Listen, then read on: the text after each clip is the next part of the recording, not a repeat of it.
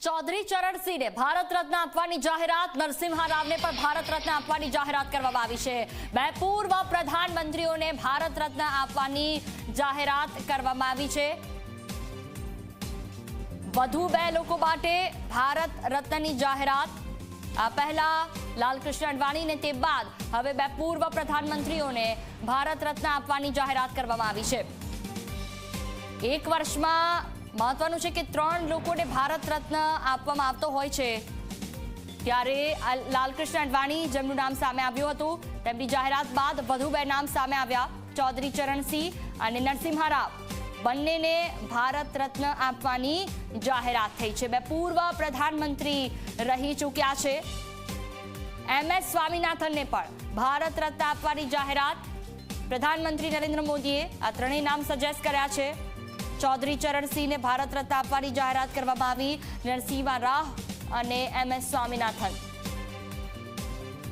આ વર્ષે કુલ 4 નામ સામે આવ્યા કે જેમાં ભારત રત્નની જાહેરાત કરવામાં આવી છે।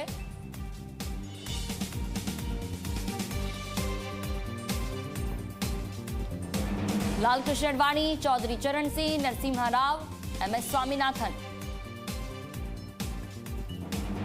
જેમાં ચૌધરી ચરણ સિંહ અને નરસિંહા રાવ જેઓ પૂર્વ પ્રધાનમંત્રી રહી ચૂક્યા છે।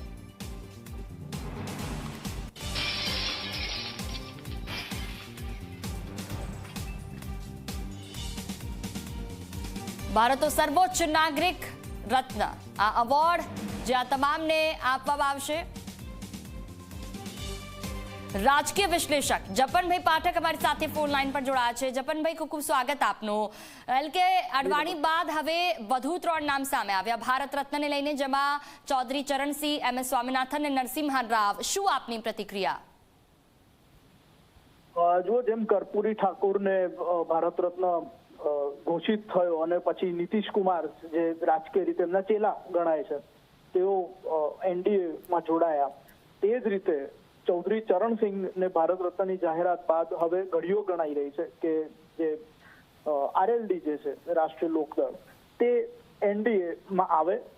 જ્યારે રાહુલ ગાંધીની યાત્રા ઉત્તર પ્રદેશમાં પહોંચે લગભગ એ જ અરસામાં તો એક એ જયંત ચૌધરી વાળી એક વાત ચાલે છે।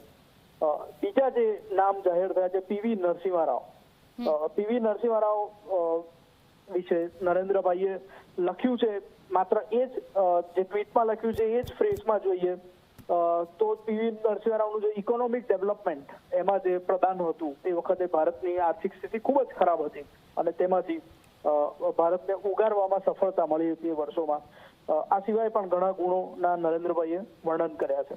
સ્વામીનાથનની જ્યાં સુધી વાત છે, અને આપણે એ નોંધવું ઘટે કે PV નરસિંહા રાવ એવા વડાપ્રધાન હતા કોંગ્રેસમાંથી કે જે ગાંધી નહેરુ પરિવારમાંથી નહોતા અને ત્યારબાદ એમને કઈ રીતે અપમાનિત કરવામાં આવ્યા હતા જ્યારે તેમનું નિધન થયું ત્યારે વગેરે ખૂબ જ સારી રીતે ઇતિહાસમાં લખાયેલું છે।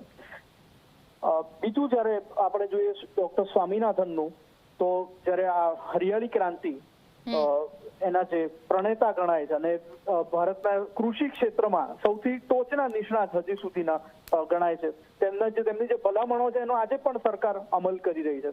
તો આ 3ને આ રીતે ભારત રત્ન એનાયત કરવાની જે જાહેરાત થઈ છે હું આ રીતે જોઉં છું। બિલકુલ બિલકુલ, ખૂબ ખૂબ આભાર આપના વાતચીત બદલ।